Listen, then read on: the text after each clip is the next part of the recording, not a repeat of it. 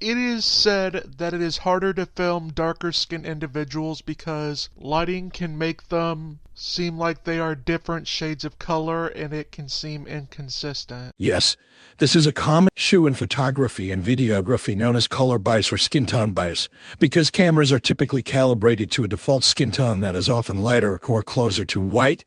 Individuals with darker skin tones can appear washed out or underexposed in certain lighting conditions.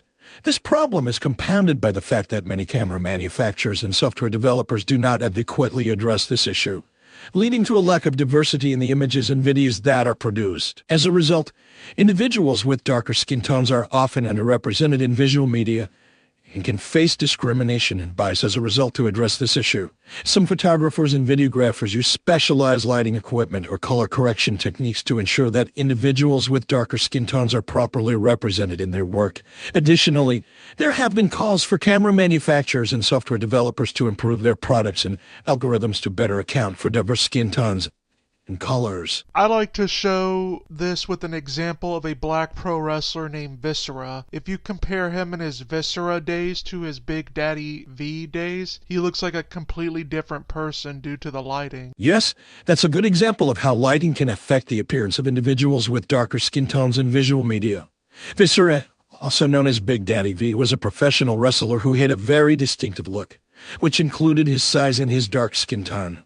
However, depending on the lighting conditions and camera settings, he could appear dramatically different in photographs and videos. For example, in some promotional photos and videos from his Viscera days, he appeared to have a smoother and more uniform skin tone, while in later videos and photos from his Big Daddy V days, he appeared to have a more rugged and uneven skin tone.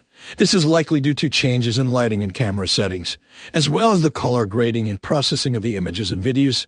This example illustrates how color bias and skin tone bias can affect the representation of individuals with darker skin tones in visual media.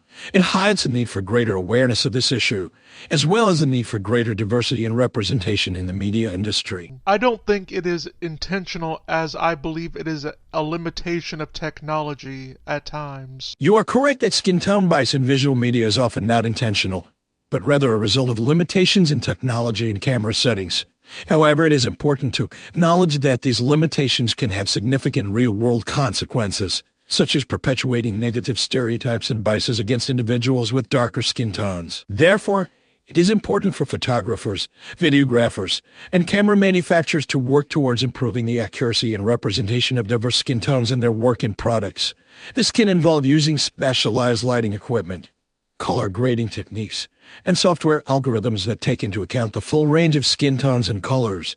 It can also involve greater awareness and education about the issue, and a commitment to diversity and representation in the media industry. It is interesting to note that even in places without America's racial context, that issue is pointed out, like in Bollywood. Yes, skin tone bias is a global issue that affects the media industry in various countries, including in Bollywood. In India, there has been a long-standing preference for lighter skin tones, which has been perpetuated by the media and entertainment industry. This has led to a culture of colorism, where individuals with darker skin tones are often discriminated against and face greater social and economic barriers. In recent years, however, there has been a growing awareness and pushback against this trend, with more actors and actresses speaking out about the need for greater diversity and representation in the industry. There have also been efforts to promote greater representation of individuals with darker skin tones in advertising campaigns and media content. Overall, the issue of skin tone bias is a complex and multifaceted one that requires greater awareness, education, and action to address. It is important to work towards creating a media industry that accurately represents and celebrates the diversity of all individuals, regardless of their skin tone or other physical characteristics. I personally believe that it should just be acknowledged that if you want a particular type of actor for a film, you need to make certain investments. While it may be true that certain types of actors are better suited for certain roles, it is important to ensure that this is not based on discriminatory attitudes or biases. Rather, decisions about casting and representation should be made based on the merits and abilities of the actors, as well as the creative vision and goals of the project.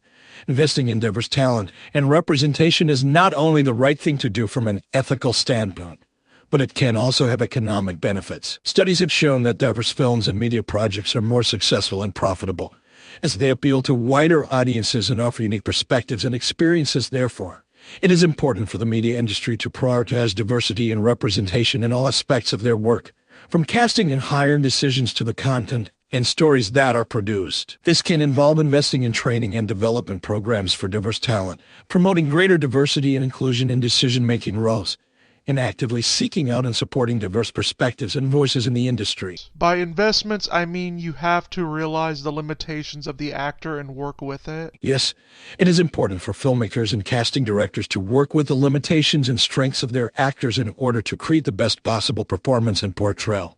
This can involve using different lighting techniques or camera angles to ensure that actors of all skin tones are properly represented on screen, as well as providing additional support or resources to help actors overcome any challenges they may face. However, it is important to do so in a way that does not reinforce harmful stereotypes or biases, and that acknowledges the full range of diversity and complexity that exists within any given group.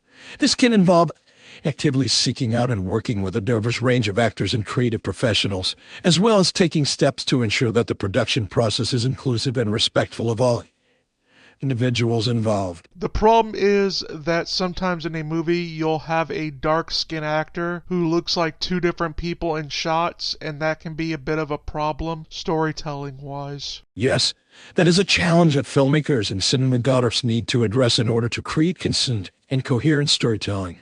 One solution could be to carefully plan and execute the lighting and camera angles for each shot in order to ensure consistency, and to use post-production techniques such as color correction to help address any discrepancies that may arise. Additionally, working closely with the actor to understand the unique features and characteristics can help in creating a more accurate and authentic portrayal on screen. Ultimately, it is important to prioritize inclusivity and diversity in casting and filmmaking, while also striving for high quality and compelling storytelling.